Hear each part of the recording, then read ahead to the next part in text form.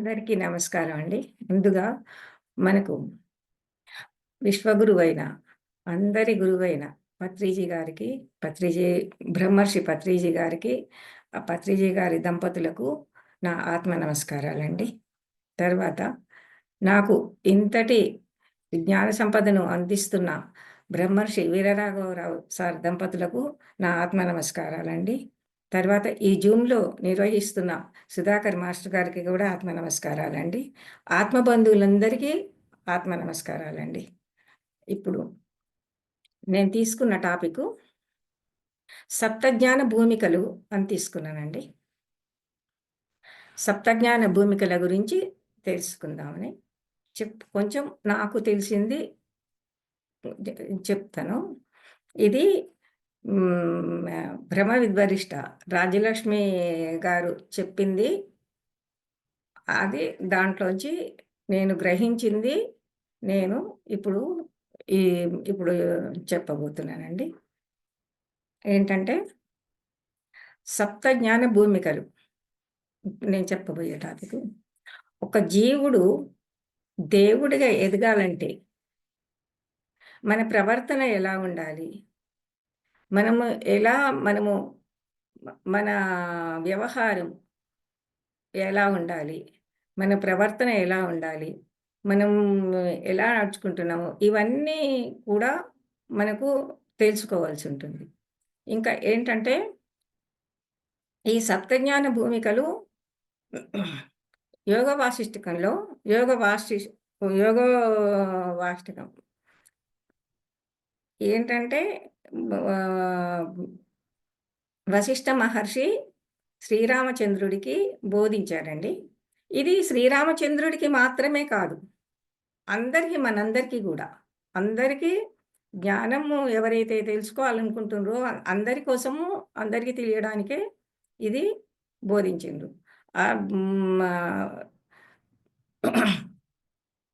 వశిష్ఠ మహర్షే కాకుండా ఇంకా చాలామంది, ఇంకా ఎంతోమంది ఈ సప్తజ్ఞాన భూమికల గురించి చాలా విధాలుగా వివరించడం జరిగింది. అయితే వశిష్ఠ మహర్షి వశిష్ఠుల వారు ఏం చెప్పారంటే, మనము ఈ ఈ సప్తజ్ఞాన భూమికలకు వెళ్ళాలంటే, అంతవరకు రావాలంటే మనలో ఉన్న అష్టమదాలను వదులుకోవాలని చెప్పారు. తప్పనిసరిగా అష్టమదాలను వదులుకోవాల్సి ఉంటుంది. అష్టమదాలు అంటే కులమదము, ధనమదము, అధికార మదము, బలమదము, యవ్వన మదము, రూపమదము, విద్యామదము, తపోమదము. తపోమదము అంటే ఆ రోజుల్లో తపం చేసేవారండి. ఇప్పుడు ఈ కాలంలో మనము ధ్యానం చేసుకుంటున్నాం. దాన్నే ఆ రోజుల్లో వాళ్ళు చేసేది అప్పుడు తపస్సు చేశారు. అది తపో మదం. అది కూడా ఉండకూడదు. అది తప్ ధ్యానం చేసే వాళ్ళకి కూడా అహంకారం అది ఉండకూడదు. అయితే కులమదం గురించి చెప్పుకుంటే, కులము అంటే అగ్రకులంలో ఉన్నవాళ్ళు ఇతర కులాల వాళ్ళను, అంటే తనకంటే చిన్న కులాల అని అనుకోని వాళ్ళని చాలా తక్కువగా చూడటము, హీనంగా చూడటము, అట్లా చేసేవారు. ఇప్పుడు అంటే చాలా వరకు ఇప్పుడు హ్మ్, కొంచెం మారుతున్నారు, కానీ వెనకటి రోజుల్లోనండి చాలా హ్మ్, కొన్ని కొన్ని కులాల వాళ్ళను చాలా హీనంగా చూసేవాళ్ళు. అందుకోసమే అంతా సమానమే, అందరము ఆత్మలమే. అందరిని సమానంగా, అందరము ఒకటే అసలు. అందుకోసం ఈ కుల, మతం అన్నది ఉండగూడదు. ఏ మాత్రం కుల, మతం అట్లాంటిది ఉన్నా గానీ మనం ఇందులో ఎదగలేము. ఈ కుల, మతం తర్వాత ధనమదము. ధనం అంటే మాకు చాలా ధనముంది, మేము ధనవంతులము అని చెప్పేసి ధనం లేని వాళ్ళను చాలా తక్కువగా చూస్తారు, హీనంగా చూస్తారు. హేళన చేయడము అట్లా చేస్తారనమాట. అట్లా చేయడం కూడా తప్పే. తర్వాత అధికార మదం. ఇప్పుడు పదవుల్లో ఉంటారు. పదవుల్లో ఉన్నవాళ్ళు ఆహ్, ఇతరుల మీద వాళ్ళ అధికారం చెలాయిస్తుంటారు. అది గూడా తప్పే. అది గూడా ఉండకూడదు.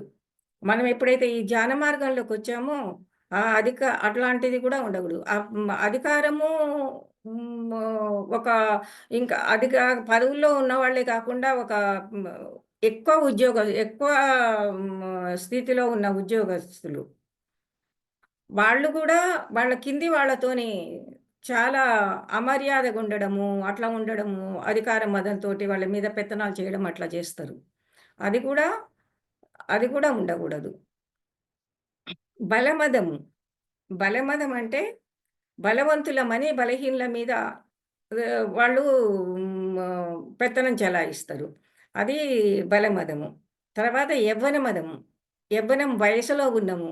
మేము ఏదైనా చేయగలము. ఏదైనా చేసే శక్తి మాకున్నది అని చెప్పేసి వాళ్ళకెట్లా ఉంటదంటే వాళ్ళు వృద్ధులను అలాంటి వాళ్ళని చూస్తే వాళ్ళకు హేళన చేస్తుంటారు. అది కూడా ఉండకూడదు. తర్వాత రూపమదము. అందకత్తెను నేను అని. నేను చాలా అందగాడినని, అని ఇతరుల మీద వాళ్ళు అట్లా చూపించడం, వాళ్ళను హేళనగా చూడటము, అలా చేస్తుంటారు. అది కూడా ఉండకూడదు. తర్వాత విద్యామదము. చాలా విద్యావంతులమని. ఈ విద్యావంతులమని కూడా వాళ్ళు కూడా చూపిస్తుంటారు. తర్వాత తపోమదము. ఈ తపోమదం అన్నది ఏంటంటే తపస్సు చేసి ఎన్నో సిద్ధులు సంపాదిస్తుంటారు. అయితే ఎన్నో సిద్ధులు సంపాదిస్తుంటారు. సిద్ధులు రాగానే వాళ్ళు దాంతోని వాళ్ళకు మ మ అది చూపిస్తుంటారు. అధికార మదం ఆ తపోమదం వల్ల చూపిస్తుంటారు. బ వాళ్ళ ఆధిక్యత. ఇప్పుడేందంటే విశ్వామిత్రుడినే చూసుకుంటాం. విశ్వామిత్రుడిని చూస్తే కొన్ని సిద్ధులు ఎంతో తపస్సు చేసి సిద్ధులు సంపాదిస్తాడు. కానీ తను చేసిన తప్పుల వల్ల ఆ సిద్ధులు అన్నీ పోగొట్టుకుంటాడు. పోగొట్టుకొని తర్వాత ఎన్నో 4000 సంవత్సరాలు మళ్ళా చేసి బ్రహ్మర్షి అవుతాడు. అందుకోసం ఈ ఈ అష్టమదాలను వదులుకుంటే గాని మనం అష్టమదాలను వదులుకుంటే గాని మనం ఈ సప్తజ్ఞాన భూమికల వరకు రాలేము. కాబట్టి తప్పకుండా ఖచ్చితంగా అష్టమతాలను వదులుకోవాలని వశిష్ఠ మహర్షి చెప్పడం జరిగింది. ఇంకా ఇప్పుడు సప్తజ్ఞాన భూమికలకు వస్తే ఏంటంటే, మనము సప్తజ్ఞాన ఈ ప్రాపంచిక జీవితంలో ఉన్నప్పుడు ఏంటంటే, మనం ఈ జ్ఞాన మార్గంలోకొచ్చినా కూడా ప్రాపంచిక జీవితంలో ఉన్నప్పుడు అది మనసు అనేది వెనక్కు లాగుతూ ఉంటుంది. అయితే అందుకే ఎంతో జాగ్రత్తగా అడుగులు వేయాల్సి ఉంటది. ఎంద ఎంత జాగ్రత్తగాను ఉంటేనో, మనము ఎంత జాగ్రత్తగుంటేనో పరమాత్ముడికి ఇష్టులమైతము. ఇవన్నీ ఏంటంటే, మనం యోగుల ద్వారా, గురువుల ద్వారా ఇవన్నీ మనం నేర్చుకుంటాము. నేర్చుకొని ఇవన్నీ ఆచరణలో పెట్టుకోవాలి. ప్రాపంచిక జీవితంలో ఉన్నప్పుడు ఏ అన్ని మన మనసు వల్ల మనము ఈ వెనక్కు రాగడము మళ్ళా ఇదంతా జరుగుతుంటది. కాబట్టి మనం ఎంతో జాగ్రత్తగా అడుగులు వేస్తూ ముందుకు వెళ్ళాల్సి ఉంటది. ఈ సప్తజ్ఞాన భూమికలు అంటే ఒకటి శుభేచ్ఛ అండి. రెండవది విచారణ. 3 తను మానస. 4 సత్వాపత్తి. 5 అసంశక్తి. 6 పదార్థ భావన. 7వది తురీయం అంటే తురియద అని కూడా అంటారు. తురియం, తురియద. అది ఏడవది. అయితే ఇప్పుడు మళ్ళీ చెప్తానండి. శుభేశ్చ, విచారణ, తనూమానస,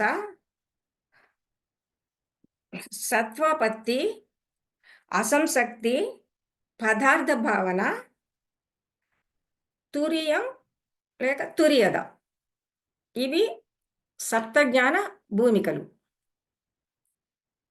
అయితే ఇప్పుడు మనం సుభేచ్ఛ తీసుకుంటే, సుభేచ్ఛ అంటే మనం ప్రాపంచిక జీవితంలో ఉన్నాము. మనం ఇప్పుడు ప్రాపంచిక జీవితంలో ఉన్నప్పుడు, మనకు మనం అందరం ప్రాపంచిక జీవితంలో ఉన్నప్పుడు, మనం అన్నీ ఇంక మనకు ప్రాపంచికమైన వాట్లలోనే ఉంటాము.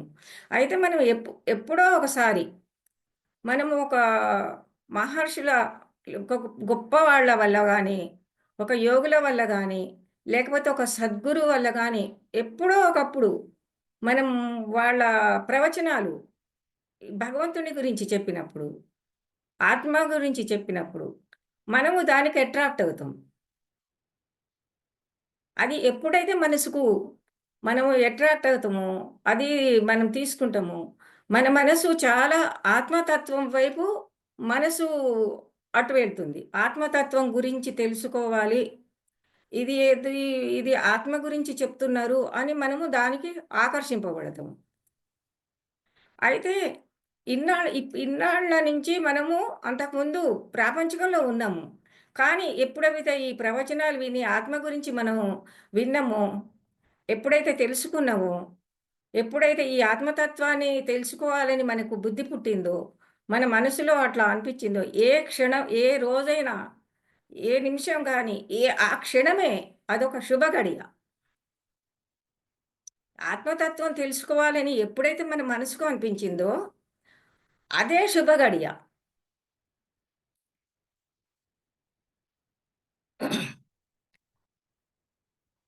దాన్నే శుభేచ్ఛ అంటారు. మనం ఆత్మ సత్ ఆత్మతత్వాన్ని తెలుసుకోవాలని మనసు ఎప్పుడైతే మనకు అనిపించిందో ఉవ్విళ్ళూరుతుంటది. అది విన్న క్షణం నుంచే, ఆ క్షణాన్నే అదే శుభ గడియ, శుభ ముహూర్తం అనుకోవాలి. అప్పటినుంచి మనకు ఇంకా ఆ ఆత్మతత్వ ఆలోచనే ఉంటది. తర్వాత మనకు మరి సరే మనం ఇప్పుడు అనుకున్నాము. ఇందులోకి మనం ఆకర్షింపబడినాము. ఎందుకంటే మన మనం ఇన్ని రోజులు తెలవకపోయినా గానీ, ఎన్నో మనం ఇంతకుముందు ప్రాపంచికంగా ఎన్నో అనుభవించినాము. కానీ దానివల్ల మనకసలు తృప్తి లేదు. ఎందుకు తృప్తి లేదు? ఎందుకు సంతోషంగా దానివల్ల మనం ఎందుకు ఆనందంగా లేము, సంతోషంగా లేమంటే, మనకు మనము దీని వైపు ఉన్నాము. మన ఆత్మ దీని కోసమే ఎదురు జూస్తుంది. ఆత్మతత్వాన్ని తెలుసుకోవడానికే ఇన్ని రోజుల నుంచి ఎదురు చూస్తుంది. మనకు తెలియదు. తెలియకుండా మనం ఎప్పుడైతే విన్నామో దాన్ని ఆకర్షింపబడుతున్నాం. అందుకోసం అది శుభేచ్ఛ. సరే ఇప్పుడు అది ఆత్మతత్వం తెలుసుకోవాలని అనుకున్నాము. ఏం విచారణ. ఏం విచారణ చెయ్యాలి? ఆత్మ విచారణ చెయ్యాలి. ఆత్మ విచారణ. నేను ఎవరు? ఎక్కడి నుంచొచ్చాము? ఏం చేయడానికొచ్చాము? అసలు ఏంటి? ఇదంతా మనం తెలుసుకోవాలని ఆత్మ అంటే ఏంటి? ఈ ఆత్మ మనం ఈ శరీరాన్ని తీసుకొని భూమి మీదకి మనం ఎలా వచ్చాము? దేనికోసం వచ్చామని ఇవన్నీ విచారణ. ఆత్మ విచారణ చేసుకోవాలి. ఆత్మ విచారణ చేసుకుంటాం. ఎట్లా చేసుకుంటామంటే మనం శాస్త్రాల ద్వారా తెలుసుకోగలుగుతాం. ఎన్నో శాస్త్రాలు చదువుతాం. శాస్త్రాలు చదివి శాస్త్రాల ద్వారా తెలుసుకుంటాము. అయితే భగవద్గీత మనం ఇంతకు ముందు గూడా భగవద్గీత చదివుంటాం. అయితే అప్పుడు మనం భగవద్గీత చదివినప్పుడు మనకేమనిపిస్తుందంటే, ఈ భగవద్గీత చదివితే మనకు ఒక పుణ్యమొస్తుంది. భగవద్గీత చదివితే ఏదో గొప్పతనం వస్తుంది.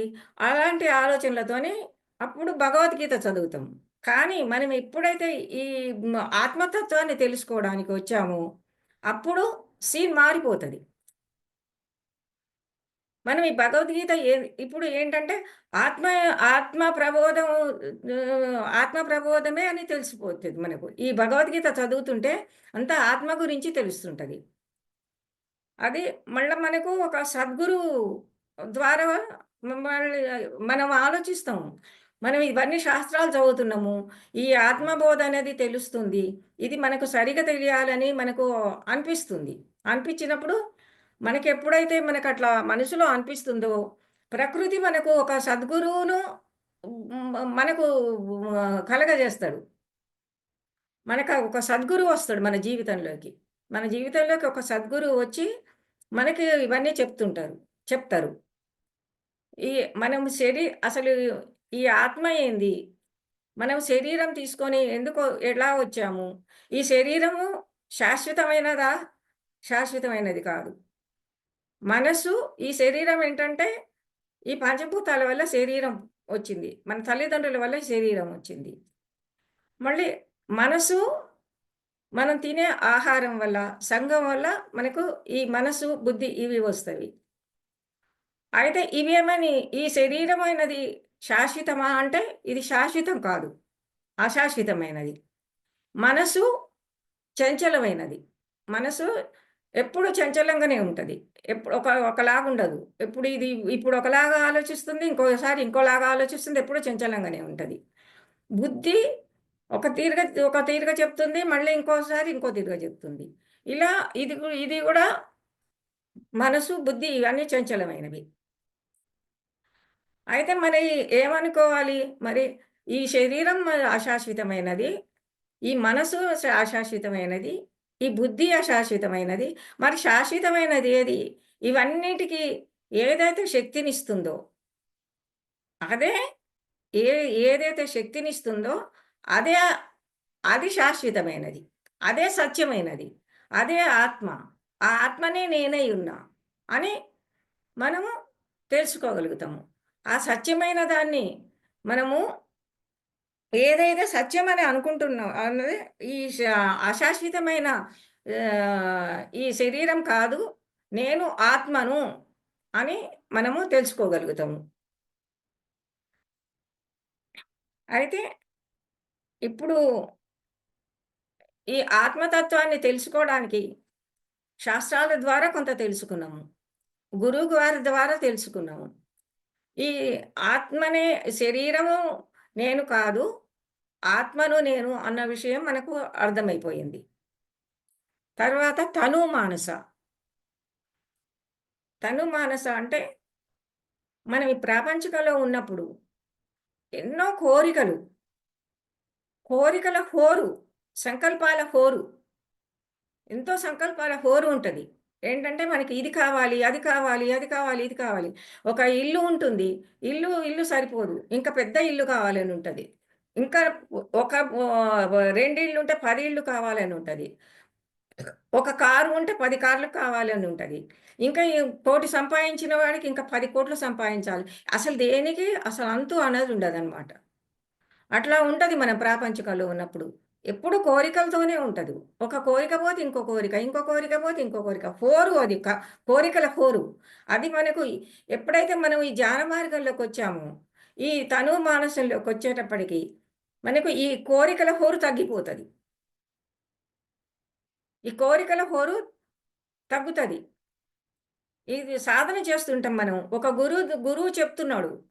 "నువ్వు శరీరం కాదు. నువ్వు ఆత్మవు" అని చెప్తున్నాడు. చెప్తున్నప్పుడు మనము దానికి మనము మనము ఆత్మతత్వాన్ని తెలుసుకుంటున్నాము. సాధన చేస్తున్నాం, తెలుసుకుంటున్నాము. అయితే ఏమ ఏ మనకు తెలుస్తుంది. ఈ ఈ కోరికలు ఇవన్నీ మనకెప్పుడైతే అందులోకొచ్చామో అన్నీ తగ్గిపోతవి. కోరికలన్నవి తగ్గిపోతవి. మన మనసు ప్రాపంచికం నుండి పరమాత్మ వైపు మళ్ళుతుంది. మన మనసు, బుద్ధి అంతర్ముఖమైతుంది. అంతర్ముఖమై మనము ప్రాపంచికం నుంచి ఇప్పుడు పరమాత్మ వైపుకు మనము ఆలోచించగలుగుతాము. జగతి మీద జగతి మీది నుండి జగదీశ్వరుడి మీదికి మన మనసు మళ్ళుతుంది. అంతర్ముఖం అవుతుంది. అప్పుడు నిస్సంగత్వం ఏర్పడుతుంది. అంటే ఒంటరిగానే మన మనసు ఏంటంటే మనము సమాజంలో ఉన్నాము. అందరితోని కలిసి ఉంటాము. కానీ ఎవ్వరితోని అటాచ్‌మెంట్స్ ఉండవు. ఉండకుండా ఉంటాము. అందరూ అందరితోని కుటుంబం ఉన్నది. కుటుంబంలో అందరితోని ఉంటాము. కానీ మనం ఒంటరి వాళ్ళమే. మనం అందరితోని నిస్సంగత్వం. ఎవ్వరితోని ఎక్కువగా అటాచ్‌మెంట్స్ పెట్టుకోము. ఈ నిస్సంగత్వం అంటే అందరితోని ఉంటాం కానీ, మనము ఒంటరి వాళ్ళమే. అంటే ఇప్పుడు ఉదాహరణకేంటంటే, మనం ఒక నీళ్ళల్లో ప్రయాణం చేస్తున్నాము. నీళ్ళలో ప్రయాణం చేసినప్పుడు ఏమవుతుంది మనము నావలో ప్రయాణం చేస్తాము. నావలో ప్రయాణం చేసినప్పుడు నీళ్ళ మీద నావ నడుస్తుంది. మనము నీళ్ళలోంచి నావ నడుస్తుంది. అయితే మన నావలోనే మనం నావలో ఉండడమే మనది సరియైంది. మరి అది కాకుండా నావలోకి నీళ్లు వస్తే నీళ్ళల్లో నావ నడవాలి. కానీ నావలోకి నీళ్లు రాకూడదు. ఈ సంసారంలో ఉండాలి మనం. సంసారంలో ఉన్నా గాని ఆ విషయాలు ప్రాపంచిక విషయాలు మనలోకి తీసుకోకూడదు. అది నిస్సంగత్వం అలా ఏర్పడుతుంది. అన్నింటిలో ఉంటాం మనం. అన్నింటిలో ఉన్నా గాని మనకు ఒంటరితనంగానే ఉంటాము. ఎప్పుడు జగతి నుంచి మన మనసు జగదీశ్వరుడి వైపు మళ్ళుతుంది. తర్వాత సత్వాపత్తి. సత్వాపత్తి. ఇక్కడికి వచ్చేటప్పటికి మన గత జన్మ వాసనలన్నీ తగ్గిపోతవి. గత జన్మ వాసనలు అంటే మనకు పోయిన జన్మలో ఉన్న వాసనలు సూక్ష్మాతి సూక్ష్మంగా ఉంటవి ఈ జన్మలు గూడా. అవి కూడా మనం ఈ ఈ స్థాయికి వచ్చేటప్పటికి ఈ గత జన్మ వాసనలు తగ్గిపోతవి. మన మనసు ఆత్మలోకి లయమై లయము కావడం మొదలుపెడతది. ఎప్పుడైతే ఆత్మలోకి మనసు లయం కావడం మొదలుపెడతదో, అప్పుడు ఈ గత జన్మ వాసనలు నెమ్మదిగా పోతవి. ఆత్మ వైపు తిరిగినప్పుడు అప్పుడు తెలుసు. నేను ఆత్మను. నే ఆత్మను నేనై ఉన్నానని అప్పుడు మనకు అర్థమవుతది. మనకు తెలిసి ఇప్పుడు వశిష్ఠ మహర్షి ఏం చెప్పారంటే, శంకరాచార్యులు ఏం చెప్పారంటే, ఈ విషయంలో మనము తెలుసుకున్న నేను ఆత్మను అని తెలుసుకున్నాము. తెలుసుకున్నది పదే పదే అది మననం చేసుకోవాలని చెప్పారు. సరే మనం తెలుసుకున్నాము. తెలుసుకున్న విషయం కూడా మనం విన్నామా, మళ్ళా అది మర్చిపోయినామా కాదు. మనం పదే పదే మనసులో మనం మననం చేసుకుంటుంటే అందులో స్థిరమైపోతాం మనం. అందుకోసమే మనం అది మనం అనుకున్నది ఆత్మను అనుకున్నది మనం పదే పదే మనము మననం చేసుకుంటూ ఉండాలి. దానివల్ల ఏంటంటే దానివల్ల సత్సంగత్వం. సత్సంగత్వం అంటే మనతోని మనమే సత్సంగత్వం చేస్తున్నాం. మన మనసు ఆత్మలోకి ఎప్పుడైతే లయమైపోయిందో అప్పుడు మన మనతోని మనమే సత్సంగం చేస్తున్నాం. గత జన్మ వాసనలన్నీ పోతవి. పోయి మన లోపల నేను ఆత్మను, నేను ఈ శరీరం కాను అని తెలుసుకొని, అవి పదే పదే మననం చేసుకోవడం ద్వారా మనకు మనలో మనమే సత్సంగం అవుతాం. దానివల్ల ఇది ఏంటంటే గత జన్మ వాసనలు పూర్తిగా నశించిపోతవి. సత్యం మీదనే ఆసక్తి పెరుగుతది. జగ ఈ జగత్తును వదిలి జగదీశ్వరుడి మీదకి మనసు మళ్ళు మనసు మనం మనసు ఆత్మలోకి లయమవుతది. అప్పుడు మనకేంటంటే ప్రకృతి గూడా మనకు సహకరిస్తది. మనకు మనం ఎప్పుడైతే జగదీశ్వరుడి వైపు మన మనసు లయమైపోతుందో, అప్పుడు మనకు ప్రకృతి గూడా సహకరిస్తది. మన లోపల ఉన్న తమో గుణము, రజో గుణాలు తగ్గిపోయి మనకు సాత్విక గుణంలోకి వస్తాము.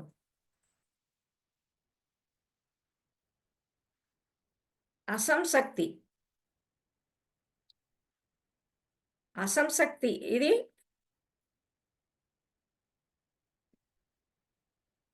ఐదవది. ఈ అసంశక్తి ఏందంటే సంపూర్ణంగా జ్ఞానం తెలుసుకున్న స్థితి. సంపూర్ణంగా మనము ఆనందం పొందుతాం ఆ స్టేజ్‌లో. మనసు, బుద్ధి ఆత్మలోకి లయమైపోతది. మరి మనసు బయట తిరిగినంత సేపు తాత్కాలిక సంతోషమే ఉంటది. కానీ ఇప్పుడు ఎప్పుడైతే ఆత్మ మన మనసనేది ఆత్మలోకి లయమైపోయిందో, ఇంక ప్రాపంచిక విషయాల మీద అసలేది ఉండదు. అప్పుడు ఆనందం ఉంటది మనకు. ఈ ప్రాపంచిక విషయాల మీద ఎప్పుడైతే ఉంటదో అది చాలా ఆ సంతోషం చాలా అశాశ్వతమైనది. ఇది, ఇది శాశ్వతమైన ఆనందం ఇది. ఈ ఈ అసంశక్తి అంటే ఏది మిగతా ప్రాపంచిక విషయంలో అనాసక్తి ఏర్పడతది. దేని మీద ఆసక్తి ఉండదు. ఈ దేహ భావన గూడా ఉండదు. ఈ స్థాయిలోకి వచ్చిన వాళ్ళకు ఇంక దేహం ఈ దేహం మీద గూడా ఉండదు. భగవంతుడి మీదనే భగవంతునిలోనే లయమైపోయి ఇంకా అదే ఆనందంలో ఉంటారు. అంతే ఇంకా అసలు ఈ ప్రాపంచికంగా కానీ, ఈ దేహం గాని, నా కుటుంబం అని గాని, నా ఇల్లు అని గాని, ఇంకా అసలు ఏది ఉండదు. ఇక్కడ నాది, నాది అంటూ ఏం లేదు. నాది అని ఇంకా ఏది ఉండదు. అన్నీ పద్మపత్రం మీమాంబస అని ఏంటంటే అది తామరాకు మీద నీటి బొట్టులాగుంటారు. అన్ని ఏది అంటించుకోరింక. అసలు ఈ దేహ సంబంధమైనది అన్ని మమకారాలు అన్నీ నశించిపోతవి. న అన్నీ తగ్గిపోయి ఇంకా ఒక ఈ ఆనందంలోనే ఉంటారు. అహం బ్రహ్మస్మి అని తెలుసుకోగలుగుతారు. తర్వాత పదార్థ భావన. పరిపూర్ణమైన జ్ఞానమొస్తది ఎప్పటికి. ఎప్పుడైతే పదార్థ భావన ఈ స్థాయికొచ్చారో అప్పుడికి పరిపూర్ణమైన జ్ఞానమొస్తది. ఆనందము, ఆనందం వస్తుంది. ఆనందంలో ఉంటారు. పరిపూర్ణమైన ఇంకసలు తెలుసుకోవాల్సింది ఏదీ లేదు. ఇంకా అంతా పరిపూర్ణంగా జ్ఞానం సంపాదించుకోగలుగుతారు. దాన్ని ఈ భూమికనేమంటారంటే జ్ఞానానంద భూమిక అంటారు దీన్ని. ఇక్కడికి ఇక్కడికొచ్చేటప్పటికి పూర్తిగా అజ్ఞానం అన్నది అసలేముండదు ఇంక తొలగిపోతది. అజ్ఞానం అంటూ ఏం లేదు ఇంక. పరిపూర్ణమైన జ్ఞానంతోనే ఉంటారు. ఆహ్, వాళ్ళకెట్లా ఉంటదంటే ఈ ఈ ప్రాపంచికమైన జీవితం అంతా వాళ్ళకు తెలుసు ఆ స్టేజ్‌కొచ్చేటప్పటికి ఇది కల ఇప్పుడు మనకి మనం నిద్రపోతాము. ఒక కల వస్తుంది. లేచేటప్పటికి ఏముండదు గదా! అట్లనే ఈ పదార్థ భావన వచ్చిన వాళ్ళకు ఇంకసలు ఇదంతా కల అని తెలిసిపోతది. ఇక్కడ నాది అంటూ ఏదీ లేదు. ఆత్మ ఒక్కటే. నేను ఆత్మను. అందరూ ఆత్మలే. అందరిని ఒక్కలాగానే చూస్తారు. ఒక భేదభావాలుండవు. ఒకళ్ళు ఎక్కువ, ఒకళ్ళు తక్కువ అన్న భేదభావాలు ఏవి ఉండవు. ఈ స్థాయికొచ్చిన వచ్చిన తర్వాత. ఏంటంటే ఒక పండితుడిని గాని, పామరుడిని గాని ఒకలాగానే చూస్తారు. ఒక ధనవంతుడిని గాని, బీదవాడిని అట్లాంటి ఏ భేదాలుండవు. ఒక సుఖం గాని, ఒక దుఃఖం గాని అన్నీ సమానంగానే. అసలు ఇంకా అన్నీ సమానంగా జూస్తారు. ఇంకసలు అట్లాంటి భేదభావాలుండవు. ఆ స్థితిలో ఉంటారు. అంతా ఈ సృష్టి అంతా పరమాత్మమయమే అని తెలుసుకుంటారు. ఇక్కడ మనదంటూ ఏదీ లేదు. ఎంత ఎంత తెలుస్తుంది అంటే మనం ఎంత సాధన చేస్తున్నాము. ఈ సాధన చేస్తున్నది చే ఎంత సాధన చేస్తున్నా అంత చేస్తే ఆ స్థాయికి రాగలుగుతాం. దీన్ని ఏంటంటే సంకల్ప సవికల్ప ఆహ్, సమాధి స్థితి. సవికల్ప సమాధి స్థితికి అంటే అన్నీ సమాధానాలు దొరికిన స్థితి అన్నమాట ఇది. అంటే అన్నిటికి దొరుకుతవి. కానీ కొన్ని సందేహాలుంటవి. చాలా అన్ని దొరికినా గానీ కొన్ని సందేహాలుంటవి. అవి కానీ ఆనంద స్థితిలో ఉంటారు. తర్వాత ఇంకా పరిపూర్ణమైన ఆనందం. తురియం అంటే తుర్యద 2 చెప్పొచ్చు. తురియం అని చెప్తారు. తుర్యద అని కూడా చెప్తారు.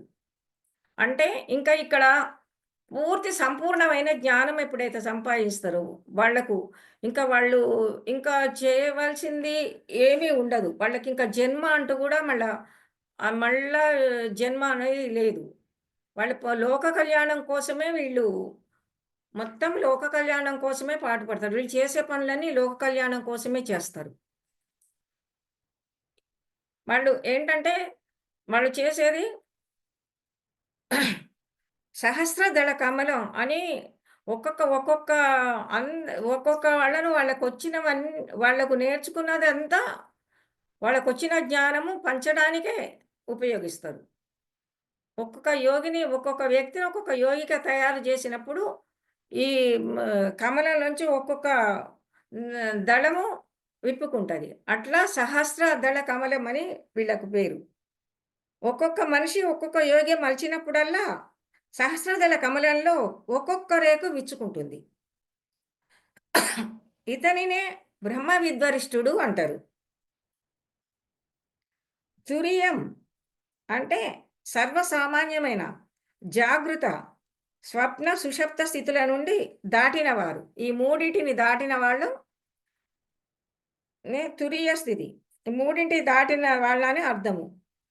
అదే నిర్వికల్ప సమాధి స్థితి. అంటే ఏ సంశయాలు లేవిక్కడ. ఇంకా అసలు సంశయం అంటూ ఏది లేదు. ఏ సందేహాలు గూడా లేవు. అలాంటి స్థితి. శుభేచ్ఛ. ఇక్కడ శుభేచ్ఛలో మనము ఇందులోకి ఫస్టు మనం శుభేచ్ఛలోకొచ్చాము. శుభేచ్ఛలకొచ్చి మనం ఎప్పుడైతే మనకు ఒక ఒక యోగి ద్వారా గాని, ఒక మహర్షి ద్వారా గాని, ఒక సద్గురువు ద్వారా గాని ఏదైనా ఒక ప్రవచనం విన్నప్పుడు, భగవంతుని గురించి విన్నప్పుడు, మన ఆత్మ ఎప్పుడైతే దానికి ఆకర్షింపబడి, దానికి తత్వం తెలుసుకోవాలని మనం ఏ గడియనైతే అనుకుంటామో అదే శుభేచ్ఛ. మరి శుభేచ్ఛ తర్వాత ఆత్మ విచారణ జేసుకోవాలి. అది ఏం విచారణ జేసుకుంటున్నాము? ఆత్మ విచారణ చేసుకుంటున్నాము. ఆత్మ విచారణ చేసుకొని, ఈ శరీరం ఈ నేను ఎవరు? ఆత్మ ఎలా వచ్చింది? ఆత్మ శరీరాన్ని ఎలా తీసుకుంటుంది? హ్మ్. ఈ శరీరం శాశ్వతమా? ఈ హ్మ్. ఈ మనసు శాశ్వతమా? బుద్ధి శాశ్వతమా? ఇవేవి శాశ్వతం కాదు. ఆత్మ ఒక్కటే శాశ్వతం అనేది మనము విచారణలో తెలుసుకుంటాము. తర్వాత తను మానస. తను మానసలో అన్ని కోరికలన్నీ నశించిపోతవి. కోరికలన్నీ నశించిపోయి ఆత్ ఆత్మలోకి మనసు లయమైపోతుంది. తర్వాత సత్వాపత్తి. జగతి ని వదిలేసి జగతిని నుంచి జగదీశ్వరుడి వైపు మన మనసు మళ్ళుతుంది. అక్కడి నుంచి అసంశక్తి. ఇంకక్కడికి బాగా పరిపూర్ణ జ్ఞానము సంపాదించగలుగుతారు. వాళ్ళు ఆనందంలోనే ఉంటారు వాళ్ళు. ఆనందంలో ఉండి ఇంకసలు వాళ్ళు ఈ దేహ సంబంధమైనవి ఏవి వాళ్ళు పట్టించుకోరు. వాళ్ళ వాళ్ళ ఆనందమే వాళ్ళ ఆనందంతోనుంటారు. తర్వాత పదార్థ భావన. ఇందులో జ్ఞానము ఉంటది. పరిపూర్ణ జ్ఞానము ఉంటది. ఆనందము ఉంటది. దాన్ని జ్ఞానానంద భూమిక అని కూడా దీన్ని అంటారు. అన్నీ ఇక్కడ సవికల్ప సమాధి స్థితి. ఎన్నో సమాధానాలు దొరికిన స్థితి. ఆఖరిది తురీయం, తురియద. అంటే ఇవన్నీ దాటిన స్థితి. ఇంకా వాళ్ళకింక తెలుసుకోవాల్సింది ఏది లేదు. ఏ సందేహాలు లేవు. ఎలాంటి సందేహాలు లేవు. ఇది తురియద స్థితి. ఈ లోక కళ్యాణం కోసమే వీళ్ళు పాటుపడతారు. లోక కళ్యాణం వీళ్ళు చేసే పనులన్నీ లోక కళ్యాణం కోసమే చేస్తారు.